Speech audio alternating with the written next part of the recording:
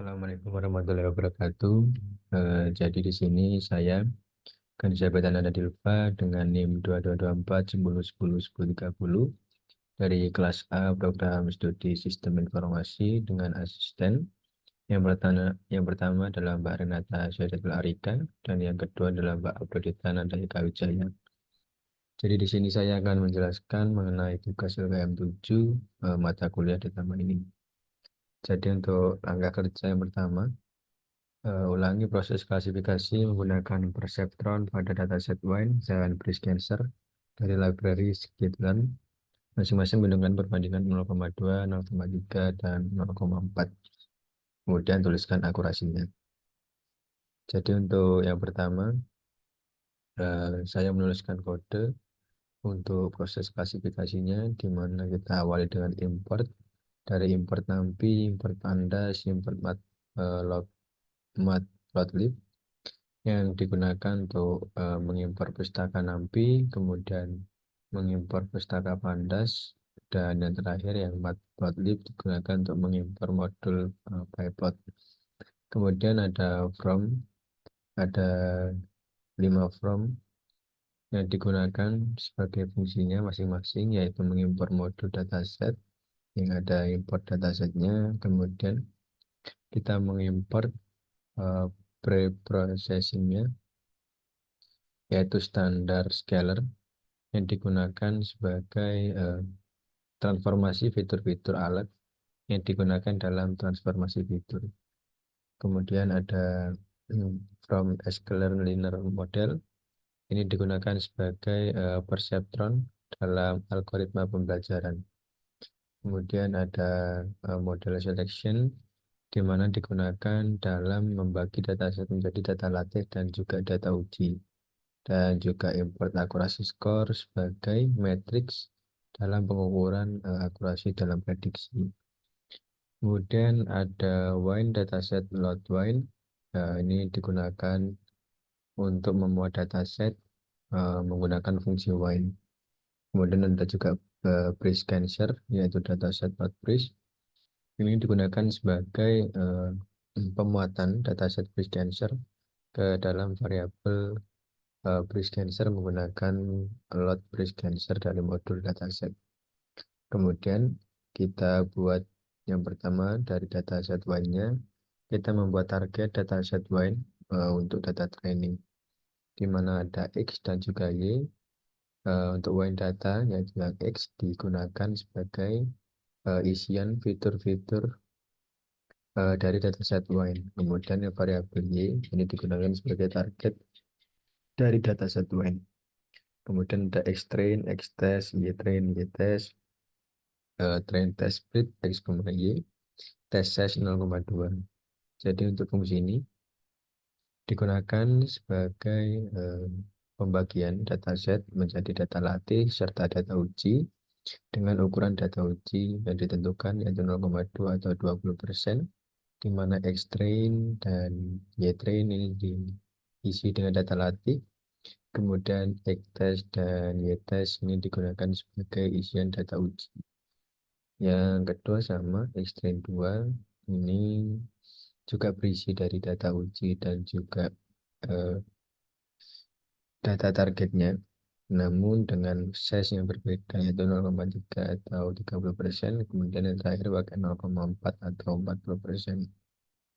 Kemudian ada SC, standar scalar, digunakan sebagai penormalan dari fitur-fitur yang ada dalam dataset. Kemudian SCFit train 1 digunakan untuk penyesuaian standar scalar dengan data latih yang ada pada dataset wine. Kemudian ada Xtrain STD sama dengan SC transform. Xtrain 1 digunakan sebagai normalisasi fitur-fitur pada latih untuk menggunakan standar scalarnya. Kemudian ada XT1 STD. Kemudian juga ada SC transform Xtest yang dilakukan sebagai normalisasi dari data uji dalam penggunaan standar scalar. Kemudian juga sama, namun yang digunakan adalah Xtrain 2 yang berikutnya sama juga, namun yang digunakan adalah X-Train 3. Kemudian ada fungsi PCT, perceptron eta 0 sama dengan 0,1, random state 0. Jadi digunakan sebagai pembuatan objek perceptron dengan learning rate sebesar 0,1 dan random state-nya sebesar 0.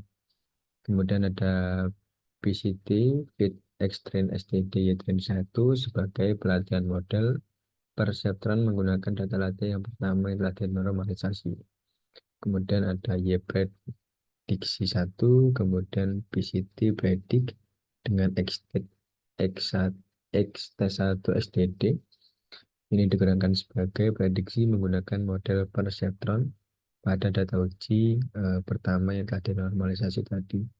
Kemudian kita print hasil akurasinya dengan klasifikasi perbandingan 0,2 atau 20%. Yang berikutnya sama pakai 0,3 dan yang terakhir 0,4. Kemudian untuk yang bawahnya kita pakai dataset yang breast cancer untuk X yaitu datanya, kemudian yang Y menggunakan target. Secara garis besar dengan pada dataset breast cancer data ini sama persis dengan yang kita gunakan dalam dataset WAN. Jadi secara kode dan penjelasan kodenya sama persis dengan apa yang dijelaskan pada kode dataset WAN.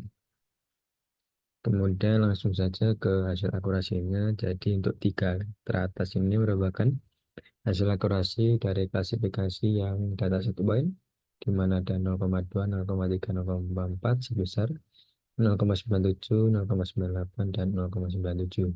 Kemudian untuk 3 hasil akurasi yang bawah merupakan hasil klasifikasi akurasi dari dataset breast cancer, di mana 0,2 dengan akurasi 0,99, 0,3 dengan akurasi 0,99, dan 0,4 dengan akurasi 0,96. Lanjut ke hasil dan analisis data. Jadi untuk kode yang diberikan terlihat bahwa kita menggunakan model perceptron untuk melakukan klasifikasi pada dua dataset, yaitu WAN dataset dan breast cancer dataset. Pertama, kita membagi kedua dataset menjadi data latih dan data uji dengan variasi ukuran sebesar 20, 30, dan 40%. Setelah itu, fitur-fitur pada kedua dataset dinormalisasi agar memiliki mean 0 dan varian 1 menggunakan fungsi standar scalar. Kemudian kita melatih model perceptron pada data latih dan mengujinya pada data uji. Untuk kedua dataset tersebut hasil akurasi dari klasifikasi pada setiap variasi ukuran data uji kemudian diberi atau dicetak. Kemudian langsung saja untuk dataset WAN dengan akurasi berkisar antara 0,97 hingga 0,98. Sedangkan untuk dataset breast cancer dengan akurasi berkisar antara 0,96 sampai 0,99. Ini hasil akurasinya menunjukkan bahwa model perceptron mampu melakukan klasifikasi dengan baik meskipun terdapat variasi dalam ukuran data uji pada setiap datasetnya. Jadi untuk kesimpulannya, kode di atas bertujuan untuk melakukan klasifikasi menggunakan model perceptron pada dua dataset, yaitu dataset Y, dataset breast cancer. Kesimpulan dari kode di atas adalah bahwa kita telah berhasil melatih model perceptron pada kedua dataset dan menguji kinerjanya menggunakan data uji. Dengan melihat nilai akurasi yang dicetak, kita dapat mengevaluasi seberapa baik model ini dalam melakukan klasifikasi pada dataset yang diberikan. Selain itu, variasi ukuran data uji memberikan gambaran tentang stabilitas kinerja model terhadap perubahan ukuran dataset uji. Standarisasi fitur dengan standar scalar juga membantu meningkatkan performa model dalam beberapa kasus dengan menyamakan skala fitur-fiturnya. Mungkin itu yang bisa saya sampaikan mengenai tugas LPM 7 mata kuliah data mining. Kurang lebihnya mohon maaf. Wassalamualaikum warahmatullahi wabarakatuh.